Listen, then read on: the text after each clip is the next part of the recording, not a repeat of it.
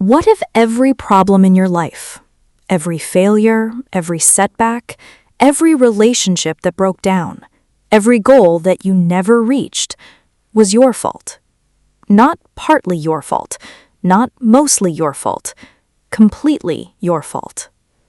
What if the single most liberating thing you could ever do was to stop blaming circumstances, stop blaming other people, stop blaming bad luck, and take complete, total, unconditional ownership of everything in your life? This is not a comfortable idea. It is not a popular idea. But two of the most decorated combat leaders in United States military history spent years proving, on the most dangerous battlefields in the world, that this principle is not just powerful, it is the difference between winning and losing, between leading and failing, between building something great and watching it fall apart. Welcome to Book Essence, where we unlock the essence of every book so you get the wisdom without spending weeks reading. Today we are breaking down Extreme Ownership by Jocko Willink and Leif Babin, two Navy SEAL commanders who took the leadership principles they developed in combat and proved they work in every area of life. Let us unlock it.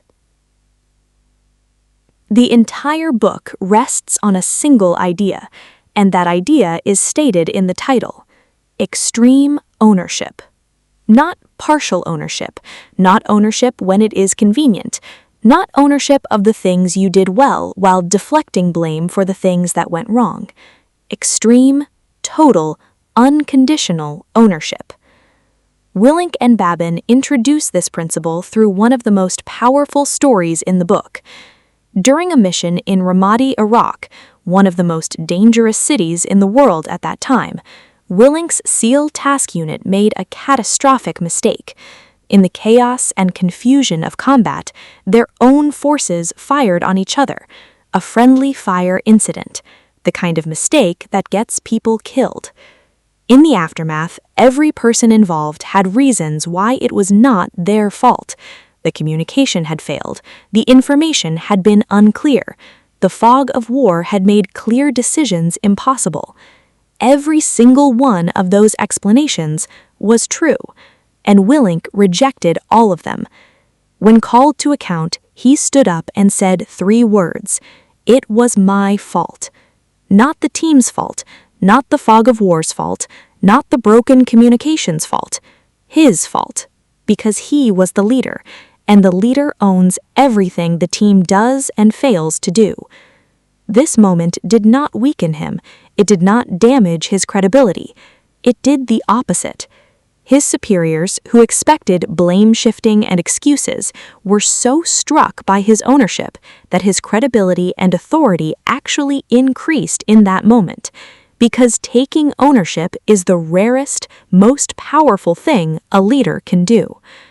And this principle, Willink and Babin argue, applies not just to military commanders, but to every leader, every team, every person in every area of life. This is one of the most challenging claims in the entire book, and one of the most important.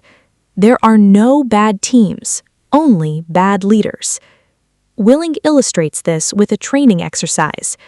During SEAL training, one of the most grueling selection programs in the world, boat crews compete in a series of physical challenges. One boat crew was consistently last. Race after race, challenge after challenge, the same crew finished at the bottom. Willink made a single change. He swapped the leaders of the best crew and the worst crew. Within a single race, the crew that had been consistently last began winning. The crew's physical abilities had not changed. The challenge had not changed. The only thing that changed was the leader. This is the core truth behind the principle. A leader who blames their team for poor performance has abdicated the most important responsibility of leadership, which is to find a way to make the team perform. The best leaders do not accept the performance their team currently delivers. They find a way to raise it. They communicate more clearly. They train more deliberately. They remove obstacles their team cannot remove themselves. They inspire when inspiration is needed, and correct when correction is required. And when the team still fails, they ask not what is wrong with the team, but what is wrong with their leadership. Because there is always something. There is always something a leader could have done differently, better, more effectively. And until a leader accepts that, genuinely accepts it, not just as words, they cannot improve. Here is a principle that addresses one of the most common and destructive failures of leadership at every level.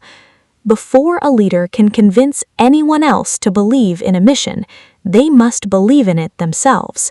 Willink calls this simply believe, and he distinguishes it sharply from blind obedience. Willink does not ask his people to follow orders they don't understand. He does not ask them to suppress their doubts and execute anyway. He asks for something harder and more honest. He asks leaders at every level to raise their questions, voice their doubts, and seek genuine understanding of why a mission matters, until they reach a point where they genuinely believe in it. Because a leader who does not believe cannot lead with conviction, and leadership without conviction is performance, and people can feel the difference. He shares an example from his own experience, receiving orders he initially disagreed with, orders that seemed to him to be tactically wrong. Rather than silently comply or visibly resist, he went to his superiors, asked his questions directly, and listened to the reasoning. And through that conversation, he came to understand what he had not understood before. His perspective had been incomplete. The mission made sense when he could see the full picture. Once he believed, he could lead. Once he could lead, his team could follow. The lesson Willink draws applies directly to every organization. Leaders who are given directives they don't understand have a responsibility not to silently comply and perform poorly, and not to openly resist and create division, but to ask the questions necessary to reach genuine understanding. And leaders above them have an equal responsibility to explain the why, clearly, honestly, and completely, because people who understand why execute with a fundamentally different quality than people who are simply told what. This is the principle that separates great military leadership from poor military leadership, and great organizational leadership from poor organizational leadership. In combat, Willink could not be everywhere at once. A SEAL task unit operating across multiple locations, multiple simultaneous engagements, multiple rapidly changing situations, cannot wait for direction from the top for every single decision. By the time the direction arrives, the situation has changed, the moment has passed, and the hesitation itself has become the most dangerous thing on the battlefield. Willink's solution was decentralized command. Every leader at every level, down to the smallest team, must understand the mission so completely, must understand the commander's intent so thoroughly, that they can make the right decision independently, in the moment, without waiting for approval. This requires two things simultaneously. First, leaders at the top must communicate intent clearly. Not just what to do, but why it matters, what success looks like, and what boundaries must not be crossed. Second, leaders at every level must be trusted and trained to operate within that intent independently. This principle translates directly to every organization. The leader who must approve every decision creates a bottleneck that slows everything down and signals to their team that they are not trusted. The leader who communicates intent clearly and then trusts their people to execute creates an organization that moves faster, adapts more effectively, and develops more capable leaders at every level. The goal is not control. The goal is clarity. And clarity distributed throughout an organization is more powerful than control could ever be.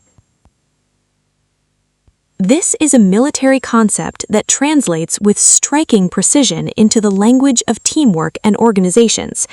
In combat, no unit operates in isolation. When one element of a team moves, advances, changes position, takes action, another element covers them, provides protection, creates conditions for success, ensures that the movement can happen without catastrophic exposure. Cover and move. Willink and Babin argue that this principle is the foundation of genuine teamwork, and that its absence is the source of most organizational dysfunction. In most organizations, departments compete rather than cover each other. Teams protect their own interests rather than creating conditions for the broader mission to succeed. When one team struggles, another team watches with quiet satisfaction rather than moving to support. This is the organizational equivalent of a unit that stops covering their teammates, and every soldier on the battlefield understands immediately what that means. It means people get killed.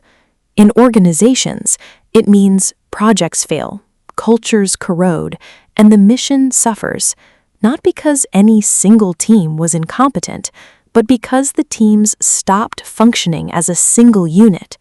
The principle Willink and Babin insist on is simple but demanding. Your success is not separate from your team's success. Your team's success is not separate from the organization's success. Cover and move. Work together or lose together. This is the idea from this book that has spread furthest into popular culture, and for good reason. It sounds like a paradox. Discipline equals freedom. How can the thing that constrains you also be the thing that frees you? Willink explains it through his own life.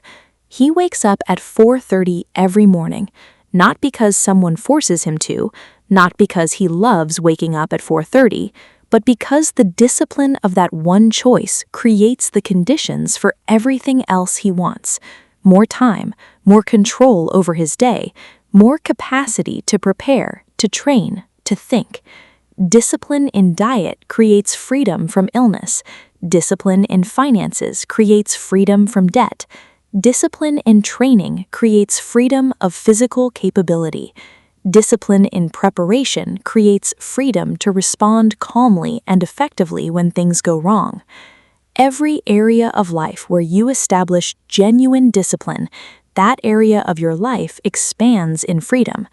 Every area where you avoid discipline, where you choose comfort and convenience, eventually becomes an area where circumstances control you, rather than the other way around. The undisciplined person is not free. They're a prisoner of their impulses, their habits, their fears, and the consequences of 1,000 avoided decisions.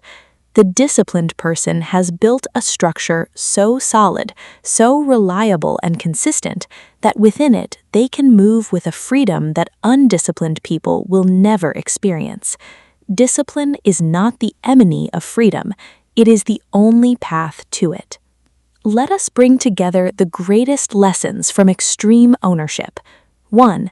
Extreme ownership. Take complete, unconditional responsibility for everything in your life, not because it is always fair, but because ownership is the only position from which you can actually change anything. 2. There are no bad teams, only bad leaders. If your team is underperforming, look first at your leadership. There is always something more a leader could have done. 3. Believe. Before you can lead others toward a mission, you must genuinely believe in it yourself. Ask the questions, seek the understanding, lead with conviction, or do not lead at all. 4. Decentralized command. Communicate intent clearly, trust your people to execute, build leaders at every level, and the whole organization moves faster and adapts better than any top-down structure ever could. 5. Cover and move. Teams that compete internally lose externally. Your success is inseparable from your team's success. Support each other or fail together. 6. Discipline equals freedom. Every area of your life where you establish real discipline becomes an area where you are free. Every area where you avoid it becomes a prison you built yourself. Jocko Willink and Leif Babin close this book with a truth so simple it barely needs explanation. There are no shortcuts. There is no easy path to excellence, to leadership, to a life worth living. There is only ownership of your decisions, your failures, your team, your mission, your life, every single day. That is extreme ownership, and that is the essence of this book. That is what we do here at Book Essence. We take the world's most powerful books and unlock their wisdom so you can lead better, live better, and build something worth being proud of. If this video brought you value, please like, subscribe, and share it with someone who needs to hear this message today. Every week on Book Essence, a new book, a new lesson, a new chance to grow. Until next time, keep reading, keep growing, and keep unlocking your essence. See you in the next one.